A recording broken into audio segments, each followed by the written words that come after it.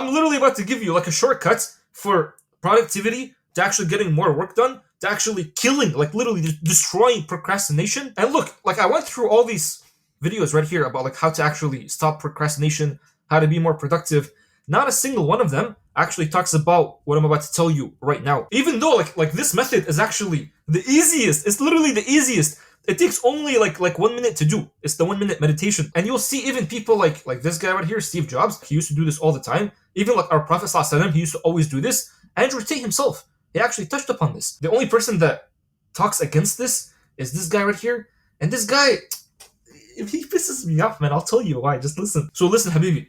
As soon as you wake up in the morning, before you even go and grab your phone or just like have like any thoughts in your brain, the very first thing you should do is this 1 minute meditation. And this 1 minute meditation, all you do is literally sit and just remember, death is the only thing that's actually inevitable,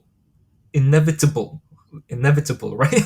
Like Habibi, like that right there is like your actual true destiny. It's 100% gonna happen. There's no way for you to actually delay it, or no way for you to actually go and stop it. You can't ever stop this. And this is the thing that's like the equalizer. Everybody's actually gonna go through it. No one's ever like actually immune from this. Now I'm not saying just be like a little chode and it's like whenever someone gives you like health advice, you're just gonna be like, bro, we're all gonna die anyway. That's not what I'm trying to say. I'm talking about using the fact that you're actually gonna die, which is gonna happen, pondering over that, and then using that to actually catapult your life to actual success. So for me, it's like my death is obviously gonna happen. Like whether I want it or not, it's gonna happen. And obviously like you too. But every single morning I think it's like, what have I actually prepared for this inevitable thing that's actually gonna happen? Because it's not like you'll just die and then you'll just be at rest forever. It's not like you'll die and then it's like the things that you actually did in this life, they're all just gonna like not matter at all. So after death, there's obviously life. But it's like, what have I actually prepared for this life? Like imagine right now I was Neon. I don't hate Neon, but just imagine like, it's so funny. It says he faked death. That's actually pretty hilarious. I'm talking about death. But just imagine I was like Neon right now, and then I died. Habibi, if I was like that, I would actually become the saddest person in the world. It's like I literally just came to this world, fulfilled whatever selfish desires I have, and like just left the world just like that. Even worse, actually, like I didn't just benefit the world, but I harmed it. And no hate on Neon. It's just like he's a kid, obviously. The sooner he starts to like realize that, the sooner he's gonna start having a better life, man. And even if you think it's like, wait, but Neon is he's a verified millionaire. He has a lot of money and stuff like that. During death, the type of currency that we're going to be dealing with is not like USD or gold or Bitcoin. Those are not the currencies that we're dealing with. The actual currency that we're all dealing with is just how much benefit did we actually leave behind in this actual world. So if you died right now with like a low amount of benefits, so not only are you going to die like an unpleasant death, but you'll have nothing prepared for this inevitable death. And this is why I say things like, I don't like Gary Vee. Like I like him, but I don't, the things that he says, he's like, he tells people who are like 50 years old, he's like, Habibi, he didn't say Habibi. He's like, bro, you have time. You don't have time. Even if you were like a 3-year-old, like imagine, like a 3-year-old baby, he died before me. Do you really think that 3-year-old baby had time? I have more time than him. But that 3-year-old baby is like, technically he's older than me. And if you actually think about it, all of us, we're all actually the same age. My dad is the same age as me. My grandma is the same age as me. None of us even know when our death date is going to be coming. So none of us know how much actual time we have in this world. All we know is that none of us truly have time, man. Like unless you actually know exactly when you're going to die, then you can tell me it's like, okay, I know when I'm going to die, so I have time. I'll be like, okay, fine. But no one knows when they're going to die. So how are we going to have people like this guy right here, like making people feel good about the fact that they have time? And I get it, it's like he's trying to motivate people. But you do realize like even the best motivator is death itself. The sooner you realize that death is actually coming, you're gonna start living every single moment like you're actually present in this moment. You're gonna have so much more gratitude for every moment that you're living. You're gonna be living with so much more urgency just because you know it's like, who am I lying to? Like my death is truly coming. Like Habibi, whenever I go driving, I see people who are like in the car and they're driving so slow. I'm like, how do you have no urgency in your life? Like I'm literally out here about to die and this guy in front of me stopping for like 3 seconds on a stop sign. Habibi, move! And also you'll notice it's like this pondering, this meditation on death, literally thinking of death, is going to destroy all the pleasures that you have. Now again, I'm not saying it's like you're going to be living your whole life like a robot, but just imagine it's like you want to go to like a Drake concert. Like Habibi, when you start thinking of death, you'll realize it's like, wait, do I really have time to go and worship like another man, screaming my lungs out for this other man who doesn't even know that I'm actually here? This person doesn't even actually give a crap about me. Do I really have time to go and do that when my death is like inevitable? And you'll notice too, it's like this topic in of itself is such like an uncomfortable topic for people to talk about. But like this is the truth. Most of you guys are running away from the truth. Not a single person right now can ever comment on this video and say, my death is not gonna happen. Everybody's gonna die. It doesn't matter if you're a Muslim or like an atheist or anything. But this truth right here is the same truth that all the greats within history, they all used to fuel themselves to actually going and getting success. Because think about it. Even Alexander the Great, man. This guy used to walk around and he used to be like, I'm freaking 30 years old and I still haven't conquered the whole world. I haven't even conquered like half of it. Or not 30. I think when he was 21, he used to think like that. Like, can you just imagine? He knows that his death is coming and he's like, I haven't prepared anything for this. And you'll see like our Prophet ﷺ, like he actually said it. He's like, meditate on death. Ponder on death. Remember death is the destroyer of all pleasures. And then you're still here, like in the basement, smoking weed and stuff. What are you doing? You're gonna die soon. And what have you actually prepared for this moment? And Habibi, like just doing this every single morning, just for at least 1 minute, is gonna give me like all the fuel I need to actually go and do more work. It's gonna make me so much more productive. And it's gonna stop this whole thing about like, no, like I need motivation to actually stop procrastination and all these freaking stupid words. Like when I actually think about this, all I'm thinking of is just like, I need to actually, like, bro, I need to go and penetrate the world. It's so arrogant for you to think it's like, I'll do it tomorrow. How do you know tomorrow is guaranteed? Tomorrow is not guaranteed for you. And also like this ayah right here, which basically says when the state of death comes to people, the very first thing they're gonna start saying is like, my Lord, because then they realize it's like the creator is actually real and stuff. They're like, my Lord, please send me back. And then this one right here is like every single soul is gonna taste death.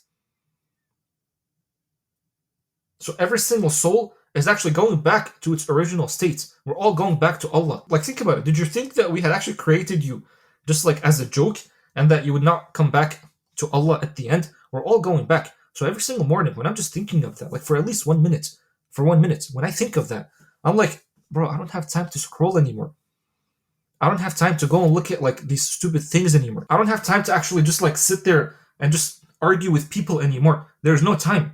You're gonna start living with so much more urgency. You're gonna realize like I haven't actually even like left my mark on the world so that even when I'm dead, people are gonna be benefiting from whatever I actually left for them. That's why I want to be making these videos now. Like I actually stopped making videos about dropshipping because I realized it's like, okay, I made everything about dropshipping. Am I really gonna go through the cycle just like every other dropshipper, where it's just like I'm making videos about like the top winning products, the tutorial, and it's like the same stuff over and over again. It gets so repetitive. It's like, yes, like you're making good money from it. Like even you'll notice like my RPM, how much money I'm actually making per like 1,000 views is going down just because I kind of strayed away from like that topic of videos. Because I realized like every soul is actually going to be tasting death.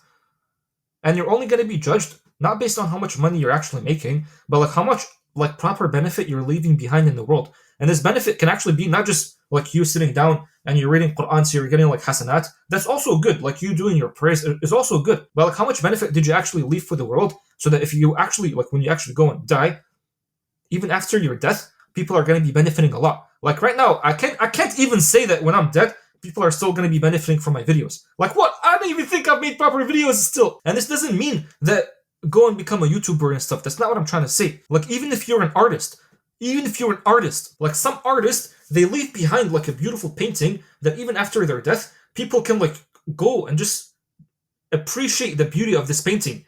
Like the Mona Lisa. The guy that made the Mona Lisa, that guy, people are still looking at his work even after he's dead. So it's like, what have you actually left behind, man? And in order for you to actually leave something behind, you need to start creating. That's why it's like one of those books, I forgot what it's called. It's like how to become rich or something like that. It was talking about like, forget competition. You're not in competition with anybody. The real thing that you're doing is just creating.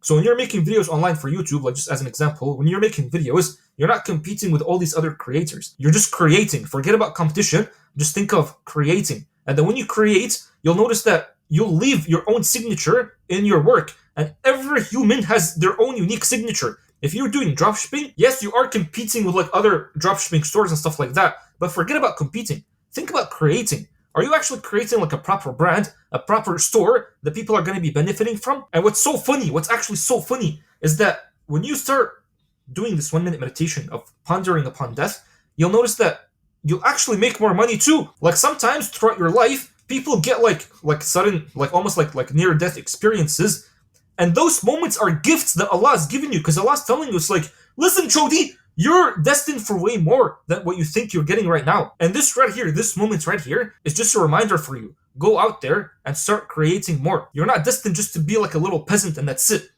You're not just a little peasant. You're created by the most beautiful. How are you just a little peasant? And what's so beautiful is that this is actually going to make you live with so much more gratitude too. You'll notice that every single moment is actually more precious. Every single moment has so much juice in it. Because now, when you actually realize that death is like inevitable, and it's like you're actually living knowing that your death is coming and you have to be preparing more for it and doing more work for it, you'll notice that you're actually now, you're really now living at peace.